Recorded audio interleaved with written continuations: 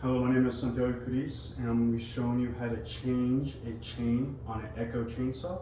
As you can see, this chain is super loose, which is not something you want when using a chainsaw. Just a quick disclaimer before we begin that the chain is very sharp, and just be careful when performing this task. So tools that are required is a flathead screwdriver, 11mm socket. Now this tool usually comes when you purchase a chainsaw. You could also buy it just like at a hardware store. Some paper towels and all-purpose cleaner. So the first thing we want to do is usually just loosen the chain. Of course, obviously this chain is already loose, so we're just gonna unscrew these two nuts right here.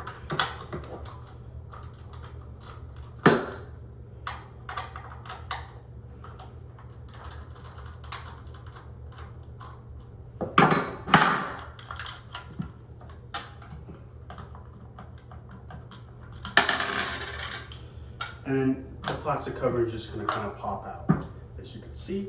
Usually the plastic covering has a bunch of grease and debris if you've been using this chainsaw for a while.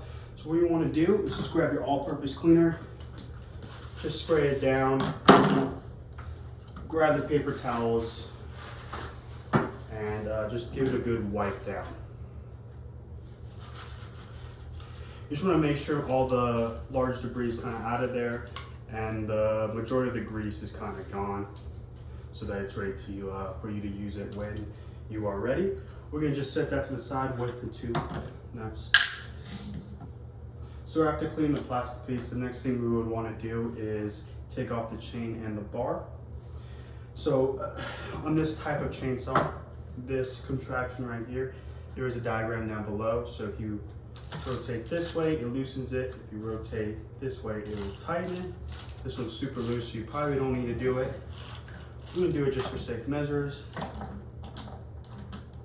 And we will take this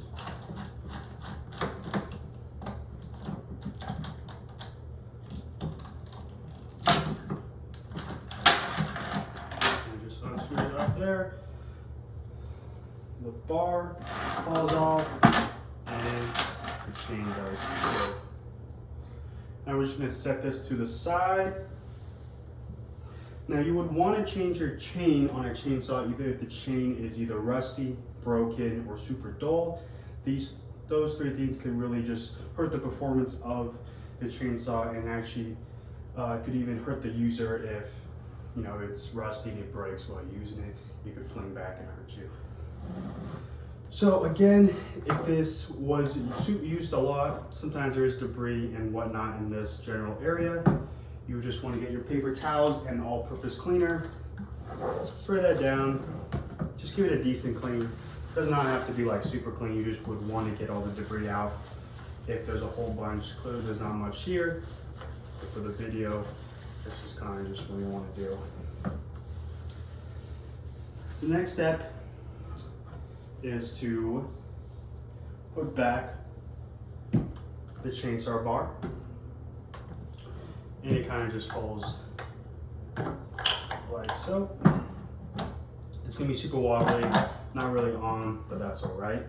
Then you're gonna grab and open your replacement chain, and a certain direction has to be a certain direction. So down below, the same diagram, there is a small, pop this off. There's a small diagram down below. It's really hard to see, very faint. Most chainsaws have these. So if you're unsure what direction to put on, you can always just look at that. In general, it's gonna be this way, like so. And to put it on, we are going to start from the back. Make sure that's all clipped on, and work our way forward. Now I'm going to put this on, and I'll come back to you when it is put on correctly. If you notice, each drive link is put on correctly, put on the bar correctly. Clearly it says super loose. We will fix that when we put on the plastic piece right here. So when you put on the piece, this is how generally you want it. It's still loose enough just in case you make corrections. And then we're just gonna reassemble the clean plastic piece, and it kind of just goes on the same way we took it off. Kind of snaps in like so. You want to get these nuts. Loosely screw them down just with your hands. The other one.